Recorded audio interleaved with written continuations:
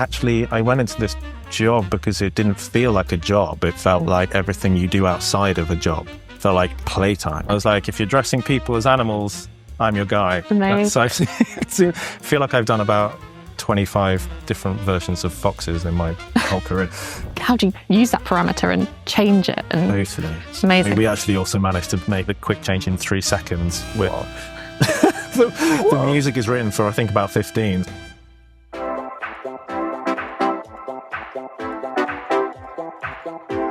Hello and welcome to the Bridge Theatre podcast. I'm Pauline Fallowell. In this special series, we're stepping into the woods, exploring the Bridge Theatre's production of Stephen Sondheim's epic musical. I'll be heading behind the scenes to meet the people who make the magic happen, because every role has a story. And sometimes to find it, you have to step off the path. For the first episode of the series, I sit down with Into the Woods set and costume designer Tom Scutt to talk about his award-winning career, what attracted him to the show, and what it's like bringing this production to life at the Bridge Theatre. Well, hi Tom. Thank you for coming in today and talking to me. Oh, thanks for having me. The people that don't know who you are, although you are working on our phenomenal current show at the Bridge, could you give a quick introduction to who you are and what you do in theatre and specifically here at the Bridge? Yeah. So I'm a designer, ultimately, I think, probably. I studied in set and costume design at the Royal Welsh College of Music and Drama in ancient history, which would have been 2003 to 2006. That's not that long. Comes up fast, doesn't it? 20 years. I started in theatre. And then around 2015, I started to work in music, live events, live music, predominantly production designing. But I guess from there, it became a little bit murky and strange. The idea of a creative director in music sort of straddles design and direction. And so I sort of started to move in that direction. I directed a show at the Donmar in 2019, not because I sort of felt like I wanted a different career or anything. It just sort of felt like the natural way to go to achieve the show that I wanted to make. And so really, I love creating things. I love collaborating, and that can manifest in sort of various different ways. In terms of the job title. Yeah. In terms of Into the Woods, I'm designing the set and costume. Plural, lots of them. So yeah, that's been the last year of. It's amazing. Life. I love the summary. I love the kind of movement through. Yeah. But you started in theatre and you said you studied theatre. Yeah. Where did that come from? Where was your first touch point in theatre? Yeah. Well, again, rewinding a bit further. Yeah, I mean, it's sort of two-prong, I suppose. Like, one is that the obvious thing is that my dad was an English and drama teacher, and so and a keen sort of opera and theatre fan, and so as a family we would go to the theatre quite a lot. But I think the other strand is kind of about play, really, and about sort of time outside of studying. And any time I was out of a classroom, I was creating things. So whether it was like making music or writing stories and plays or building, creating sort of small worlds and stuff, but I was always sort of just generating, sometimes on my own, but often with a group of friends. Like, I always was very keen to sort of like get this kind of group generative, creative thing happening when I was younger. I don't really know where that came from, but yeah. So those two things sort of went in tandem. So I was very familiar with theatre from quite a young age, and going to theatres in different types of venues. And so I remember going to the Swan Theatre at the RSC. I think I must have been like 11 or something, and sort of seeing that space and thinking like how unusual it was. Do you remember what you saw there? I think it was a new musical called October's Children. I do just remember sort of sitting in that venue and looking across at other audience and being aware of the audience instead of just like looking into this viewfinder and thinking how unusual that was and how exciting it was. And it's sort of this kind of this, light wood structure, the space, and it's how it felt like a kind of climbing, like it felt like a playground in itself, I love that you viewed the whole thing and not just what was happening on the stage. You were really taking it. Well, I think that's sort of the thing about those spaces, is they have their own characters, to the point that actually the scenic design needs to push very little, because it's sort of about the space that you're in. It's kind of the same with, the Globe or the Sam Wanamaker, I suppose. They have such a sort of reverberance and presence. It's sort of, yeah. But to have that at 11 as well, there's already that moment of going, wait a minute, I'm learning something that I didn't, that other people might not have seen, because most people probably sat there and went, oh, that's nice, that looks good. But like that idea of seeing the experience of it. Yeah. And is that the one that you remember the most of? Like, have you got a moment when you were younger that almost went, yeah, this is what I want to do, or yeah, I can see that happening? Did you understand that you could go into that route even? Yes, I think I did. I think I found the profession. I didn't know if the profession existed in the way that it does, maybe, but I remember just being thrilled to be involved somehow in creating a live theatrical event, whether it's musically, whether it's on stage, whether it's scenic, whether it's just kind of even just the sort of strategy and planning of getting one of those events on, I was just super enamored with. There are millions of different sort of touch points, I suppose, and sort of moments, visual moments and things. But actually, you know what? One of the ones that was quite a formative thing that made me go, oh, I don't want to do acting, or I don't want to do music. I want to do this path, which was in the same space. It was Greg Doran's production of Macbeth, with Anthony Sher and Harriet Walter. It should have been about 99, maybe. Again, I remember just it feeling about the experience of being in that space and how visceral it was and how much about sound it was. I believe it was very much related to the production with McKellen and Judi Dench of Macbeth in the same space years before. But just sort of this kind of audio experience. Yeah. And ironically, I sort of came out of that thinking maybe design can be a sort of fulcrum, I suppose, for all the other roles to assemble around. It wasn't a visually hugely flashy production, but it was about moments. It was about design in moments that just really just illuminated the piece. I mean, it's like when they say with films, it's like if you take the music away and you're watching a horror film, it's so not scary. Yeah. But it's the same with the design. Or binding agent, I suppose. It's another character to it. It's another... And amazing that, again, you pinpointed that. And did that then lead you to going, right, for uni, I need to do this. I need to go and I think be that's creative. right. When I was at school, I studied, my A-levels were in theatre studies, English literature, art, music technology. Wow. And soon after that, I went to the University of Gloucestershire in Cheltenham to do a art foundation course. And I was sort of encouraged to go to London to study theatre design, but I think I was a little wary. I grew up in Malvern. I wasn't born in Malvern, but I grew up there. So I sort of grew up halfway up a hill, And it was beautiful up there, but quite rural and totally.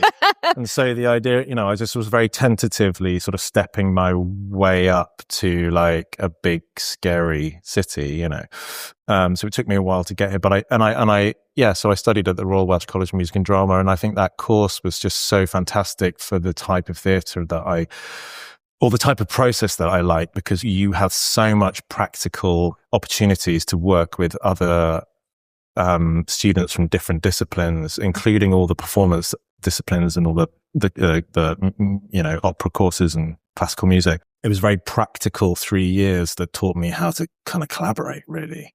And amazing that you have, I mean, it's not all parents and that would be supportive to allow you to go into just being creative, but I'm guessing your dad being a teacher in those were they supportive of you doing that route? Yeah, right. They were. I mean, they were never didactic. It was never, there was never a sort of, you must go and do this and you must go and do that. It was really a case with me of just sort of finding where I fitted.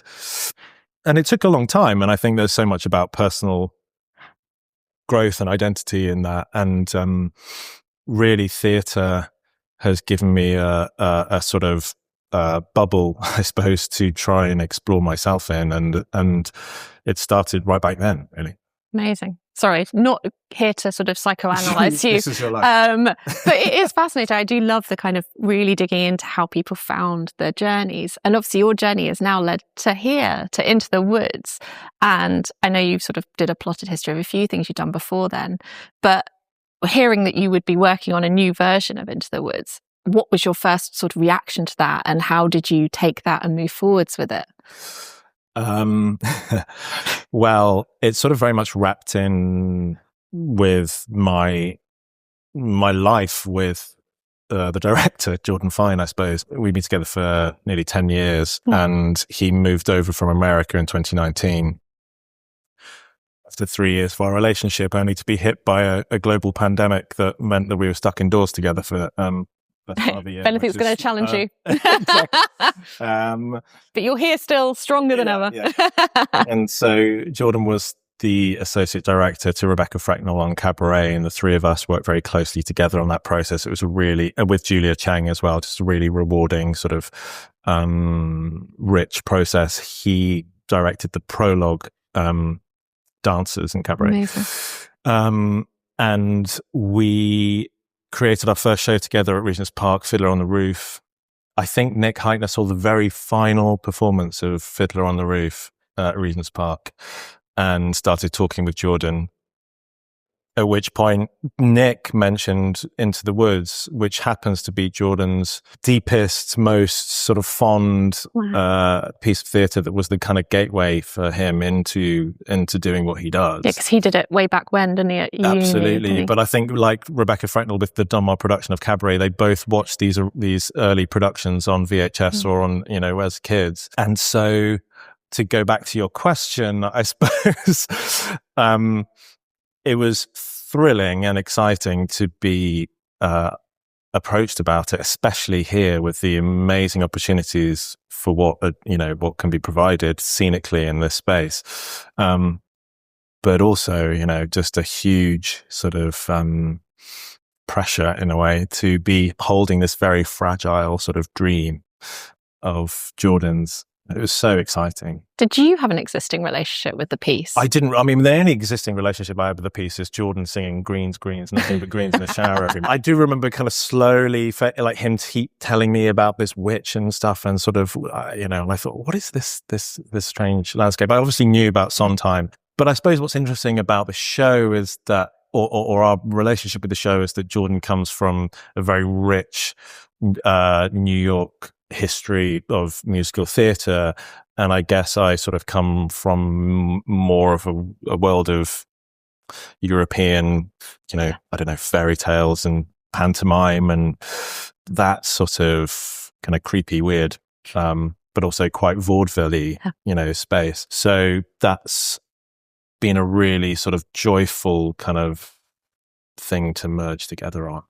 And also what a trust if someone has that amazing vision on something that they love so much to trust you. And, there was no guarantees just because you're his partner that you get it. I'm guessing there was a lot of conversations about that. And did you have to question yourself whether it was the right project for you? Yeah, no, I never did question for a second. Bang. Yeah. I was like, if you're dressing people as animals, I'm your guy. Amazing. So I feel like I've done about 25 different versions of foxes in my whole career. But no, I was, if that had come in from anybody, to be honest, I would be incredibly fortunate and thrilled, but especially this context and this creative team, I was just like incredibly excited to be getting stuck into, and I think it really, with Sondheim especially, it's so much about the tone of the delivery of the piece, which is really on a knife edge, and it sort of dances between tones really deftly. And I think that it requires a real integration and shorthand and familiarity amongst the teams. So yeah, we were off to a good start. It comes back to what you said, and then talking about the teams, like the fact that you've always been a collaborator and wanted to collaborate. Like this feels like the ultimate collaboration, doesn't it? From cast to, because that cast is an ensemble. It's not a star, it's not an individual led piece, and then having everything work together. So totally, I love that it sort of plays into your strengths from way back when. And it's so knitted into the actual content of the piece about togetherness, community, only onwards together in a way is it kind of is an assassination on the idea of the individual and individual needs and wants and vengeance and blame, and that really the only way forward is empathy and togetherness, and you have to have that in the process in order for the production to stand a chance, really. But yeah, we were integrating conversations about designs and ideas of how characters could be visualized and developed whilst auditions were happening. So, we can road test ideas together so that all the design choices are just like deeply woven into the understanding of the piece and really located in the identities of the company that are playing it. It doesn't feel like put on them. It sort of feels like native to who they are in some way. That's so interesting, because you do assume it's sort of one thing happens over here in a box and then the other thing, and then you have to kind of add them together. And actually really interesting in the sort of, you've said, yes, you're going to do this. How do you start? What is the creative process? What is the first thing to happen when you're looking at a full-on musical and with how many multiple cast members? How do you begin? What's your process start? I mean, it's a really good question. I still am developing and finding that, and I think that not only is it different from project to project, depending on the type of project that it is, but it's also very different from person to person and the way that my brain works in comparison to another creative's brain, So I always get a little hesitant of sort of going, this is how you should do it. Yeah. But certainly what I universally try and do is actually just get as much nuts and bolts sort of data on the wall as soon as possible in terms of deadlines, in terms of budgets and context and limitations, and really mapping out the process as clearly as possible. I think it often is underestimated how difficult it is to match everybody's diaries up throughout a process that goes on for over a year, if not 2 years, sometimes 3 years if it's an opera. And so to really, really, really make sure that you have the right members of the team in the right place at the right time, and that you are serving them as well as your own needs throughout the year is imperative.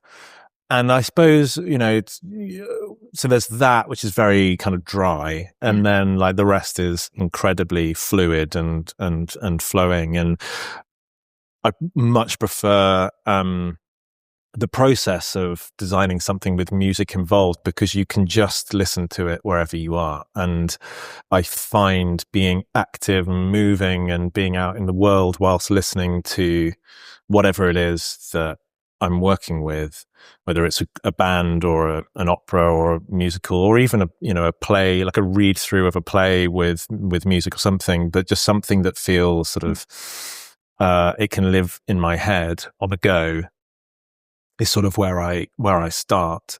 That's really interesting. This one was a really complicated, it was just very, very complicated, because also, we had from December to June, July to think about the design, which is great, really luxurious. But then we also needed to get the tickets on sale in February. So we had to decide what layout the very versatile space was going to be incredibly quickly. Yeah. So we didn't have the luxury of playing around with many other options. So we had to make some very fast cut decisions. And I think you can get quite far with making some really solid, bold statements like, this is a very complicated piece of theatre, and to follow it, follow the narrative, and to really contact those actors for 2.5 hours, something immersive where you're watching the back of people's heads for a long time might not be the best way of doing it. So you can kind of tick off some really simple sort of problem solving things.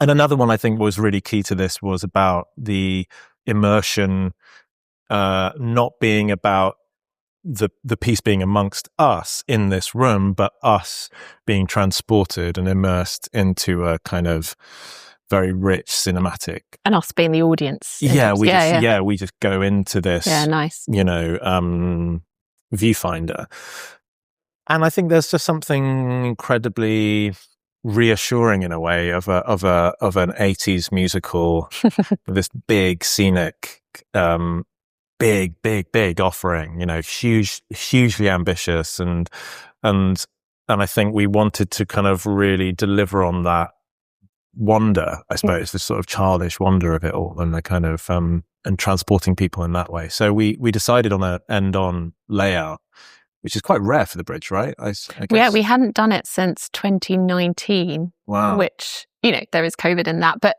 it hadn't been for a while. We did do our first ever production was end-on in that way, but it's that fun thing of it surprises and delights no matter who you go in, and your production of Into the Woods looks so different to the productions that we've had end on, because still you can do different things with how you've used the proscenium, and whether you use it, you don't use it, how many other things you add into it. Totally. And, that's what is, you're totally right. You walk into there and people have used the word, I've felt immersed into it, even though, our immersive productions that we call them tend to be when people are standing in amongst them. But I think that is that power of theatre. And again, coming back to what you were talking about with the RSC, you looked at it and went, well, that's my parameter. How can I build into that and build people into it? There's a real satisfaction in the really naming the limitations as well. Sort of, it feels restrictive, but actually there's, it's why sometimes I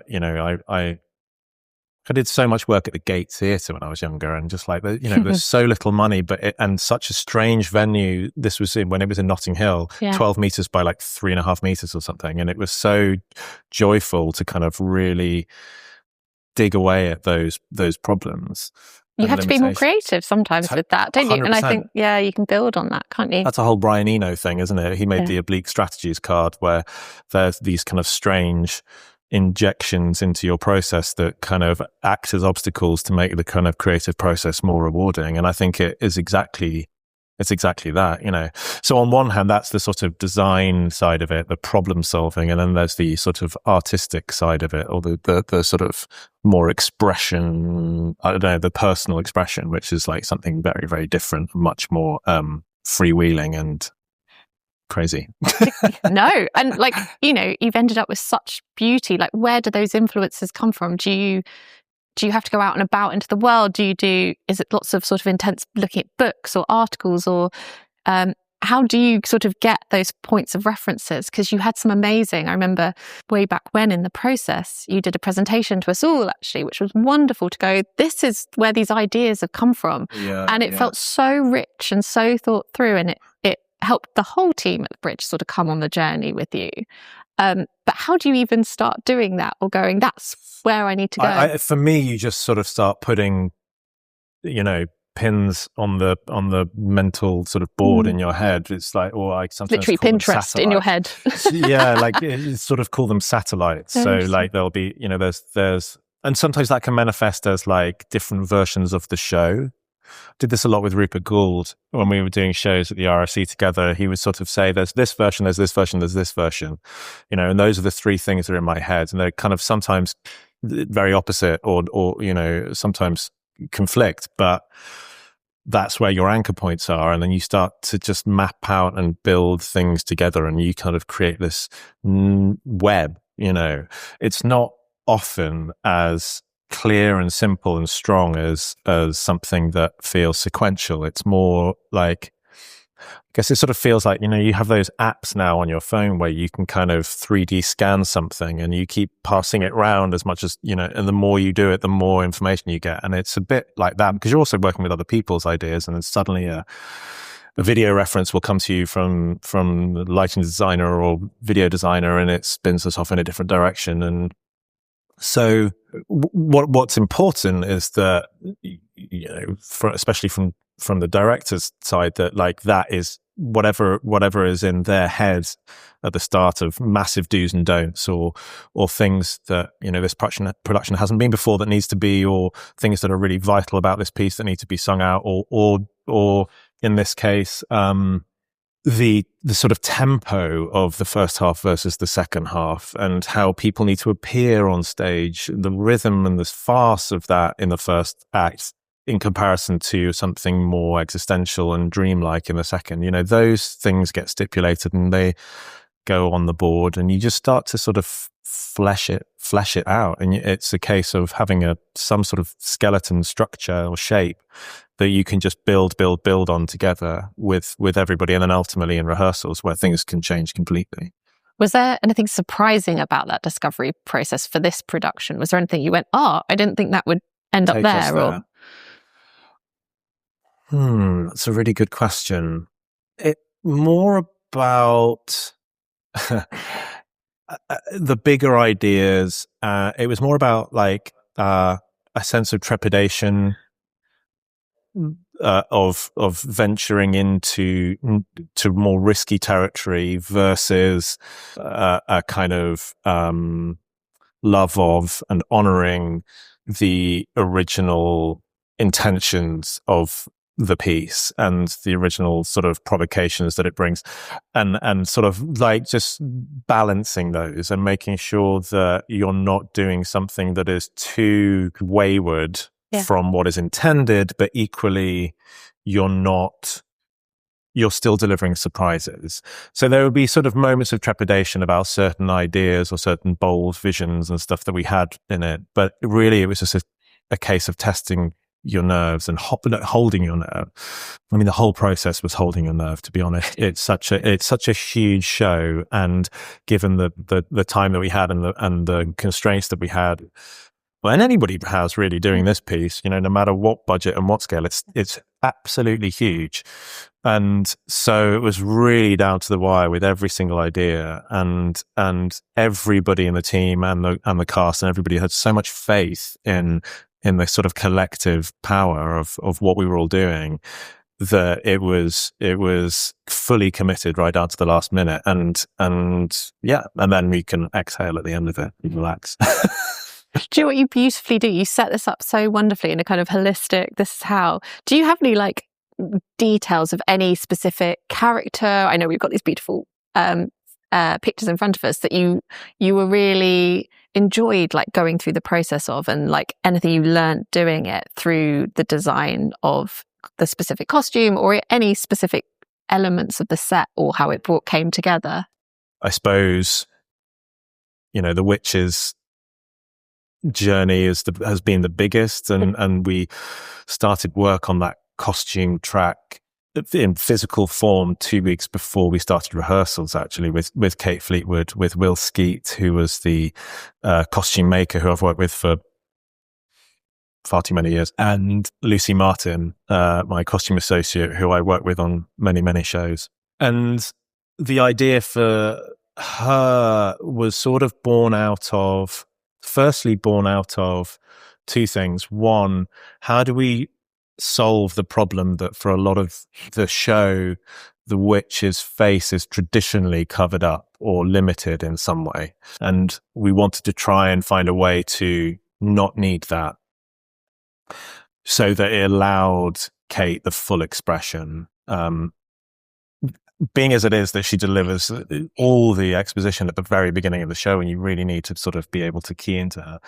But also I was sort of keen to find a way of trying to empathize with somebody who might want to lock their daughter in a tower in a forest, which is a toughie. But I just sort of like this woman at the other end of life. Think about, like, I don't know, Joni Mitchell, Both Sides Now, in some way, like trying to preserve the youth and beauty of her daughter.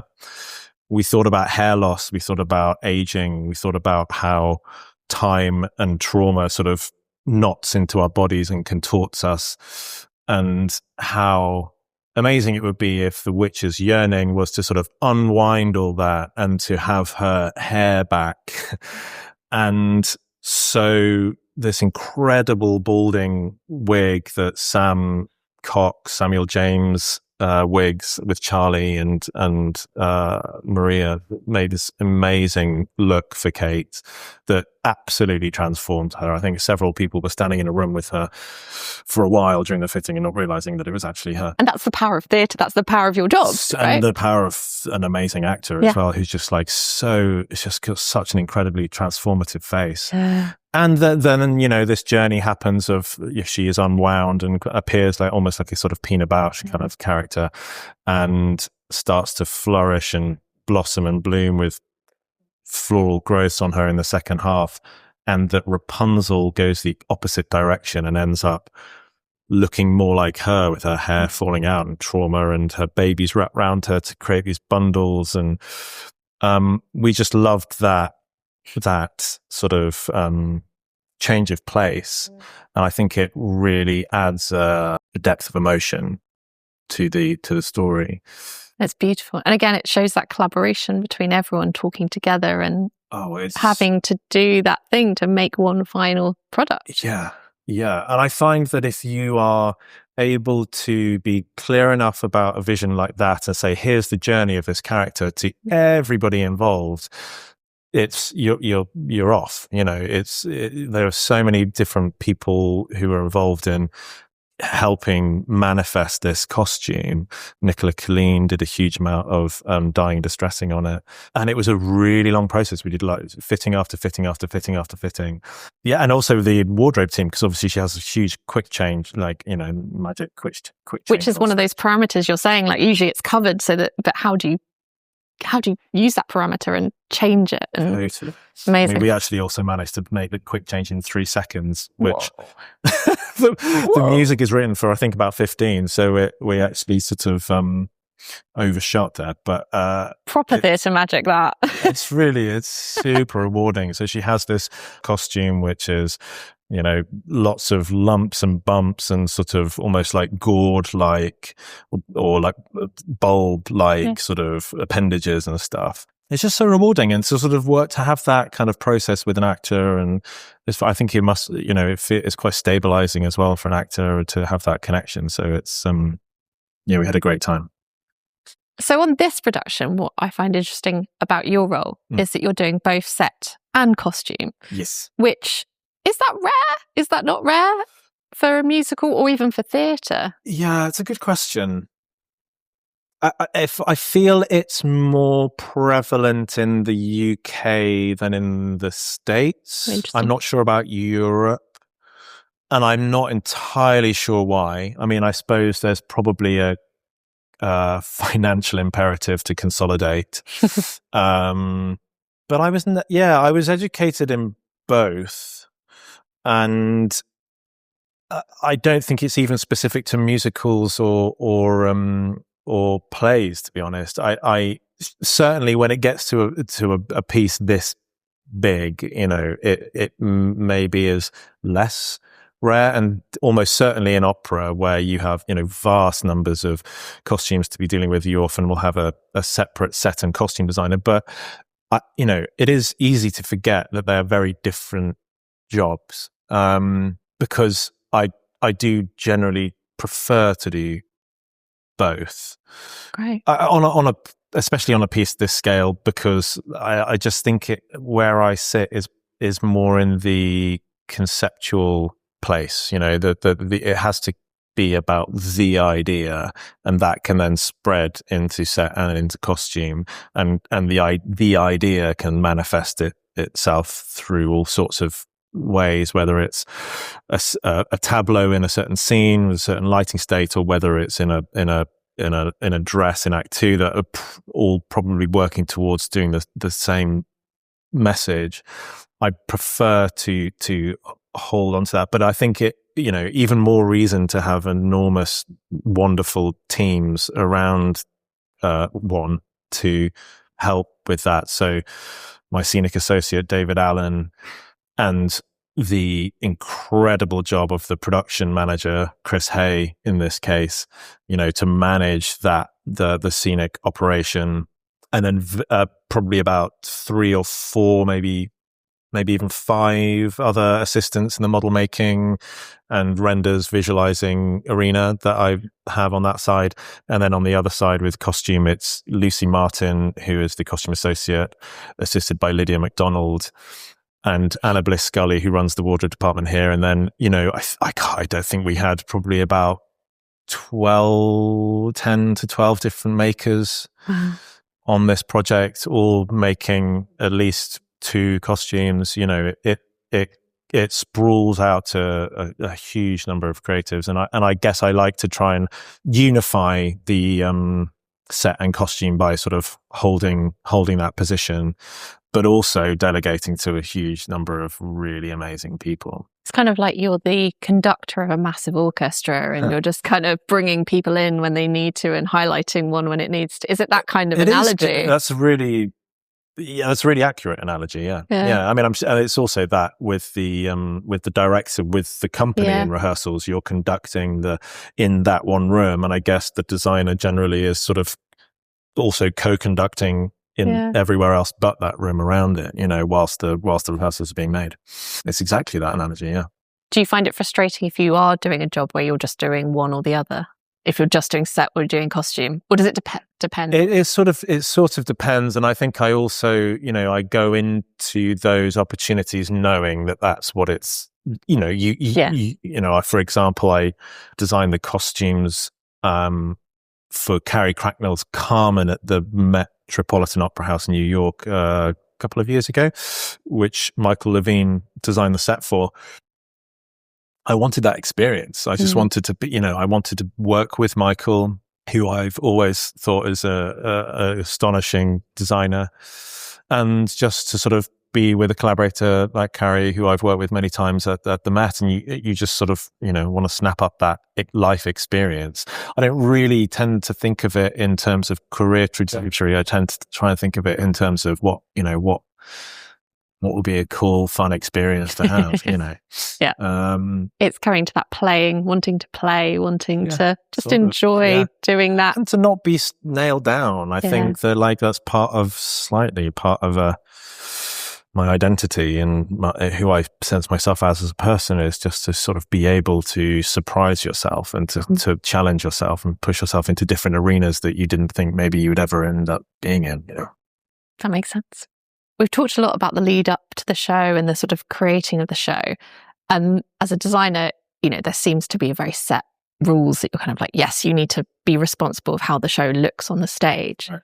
But are there any other roles that come into it that sort of would surprise someone to be like, oh, and you also have to do this? Everyone's job, there's always a side note of oh, by the way, and that's also your responsibility. Yeah. Do you find that happens within shows? I think it is. Yes, absolutely. And some of that is the job, full stop, and some of that is my own personal approach. I mean, here right now, this isn't technically part of your job description. Thank you for being here. Well,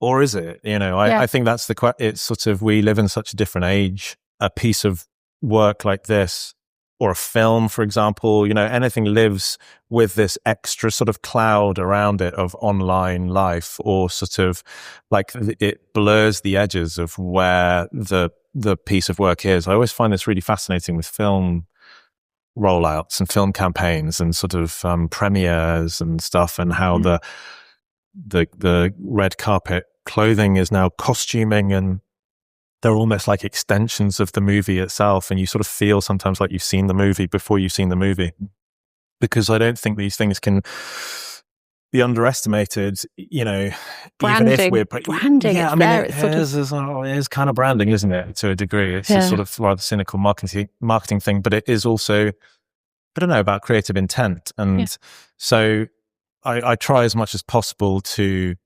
be part of marketing campaigns and to semaphore out to the public what is going to be within the piece without giving too much away, I suppose. Well, no, I mean, speaking for my behalf, it's been really lovely working with you and Jordan on the marketing campaign, because it means that what you're not doing is mis-selling something to an audience. They come sort of expecting what the feel of this production will be even before they walk into the room. And I think that's something really lovely that, yes, you know, the amount of conversations we had about what the artwork should look like. And lots of people would go, oh, that's just, you know, the team and the marketing. It's like, no, that's the creative team going, this is how it feels. So then can we interpret that into a poster that works both from the marketing perspective, but also from the show? Because you're creating a world. We're creating a whole world of this. And it needs to go out and it spiders out in so many directions that one might not even think are relevant or applicable. And it just does. So the more that there is a sort of epicenter of collective imagination sort of emanating out in all directions, the better. I mean, did you think the poster would be a cup? I did not. I didn't think my name would be on a coffee machine. It's sort of quite entertaining. But it's, you know, also it's one of those pieces that lives so hugely in our imaginations as audiences that everybody has a very strong sense of what their Into the Woods wants to be. So you have to be really careful. You know, you put a sort of slightly moody image on a poster and suddenly it becomes the dark Into the Woods, and you know it's not really that, because the show has such, you know, color and silliness in it as well. So you're constantly, again, it's the tone, right? Balancing the light and shade, right? So tricky, without telling someone the type of show that it is. But yes, I remember the whole conversations, we didn't want it to make it look like a pantomime, because it's so easy with those characters to say, oh, it's just, you know, a fairy tale, and suddenly having, you know, young children in there would feel really inappropriate actually, when there's some quite graphic scenes and quite, you know, hard content actually. Yeah, they often did. Am I right in thinking they sometimes did? I think they sometimes have done the first half on its own. I think Sondheim was running out into the street telling people it hadn't finished the first time they performed it, which is amazing. But you can see the appeal of the first half to a younger audience, because it is the fairy tale thing. It's the second half that then does really take us in that, as you said before, the darker direction. And I think it would joyous. be insincere to do a production of this piece of the way the world is at the moment, and for it to not feel like it goes to that place. I think that's what gives it its meaning, and I don't think that was ever intended to be shied away from. But hopefully, you know, we've also given it enough romantic sort of flourishes to counteract that sort of heaviness, you know. But yeah, I think then go back to your question about other roles and stuff. I think it's, you know, it's also for me the joy, as I say, is like gluing things together, and I think it's so much about collaboration and communication. And you know, if you're a fine artist, on the whole, you're in your studio maybe with your team creating something, but that's where it is, that's where the process is. It's a small group. You know, if you're writing a book, you're writing a book. And I think if you're making a piece of theatre, it is by nature about how people come together to generate something that wasn't there before, as a sort of microcosm of what is possible in our world, you know. And so the joy that I find in it is not just sort of creating visuals and going directly to the director or even just the creative team, but a sense of togetherness and a certain amount of pastoral care, I suppose, that sort of goes into co-creating something with a group of people. We've only just settled this production in some ways, but is there anything you'd sort of sit back and go, if I could do this again, I would change this? And maybe not like negatively, positively, or is there anything that you have taken away? Or maybe that's a mean thing to say. Maybe is there anything you've learned from this that you would take on? I don't know if you really want the real answer. I would actually. I wouldn't do it at the bridge. No, well, I will say this, right? Like I don't know whether the purpose of the endeavor, full stop, is perfection. And I don't think I've ever done something where I've gone, you know, every single thing I look at, and but I think it's also about the ephemeral nature of the thing, you know. Even if I'm dead happy with it, you can come back on another night and it will fall flat. That's interesting. Do you do that sometimes? Do you come back and go, oh, why does that not work today? Oh, totally. Really? Yeah. And it's, you look at the amount of possibility, especially in this show, the amount of possibility. You're constantly rolling dice, trying to land sixes. And so many variables. Yeah, suddenly a light just doesn't work one day, or the scene change unravels. But, you know, like, or there's something's happened in the world that just twists it. Like, it is. Yeah, that's interesting. It's never done. And I always sort of used to have in my head, like, well, the creator's contract finishes on opening night, and then that's it, and then it's finished. Yeah. These actors have got their process is only just starting to go and investigate what is possible over the next few months. So it's sort of about being at one with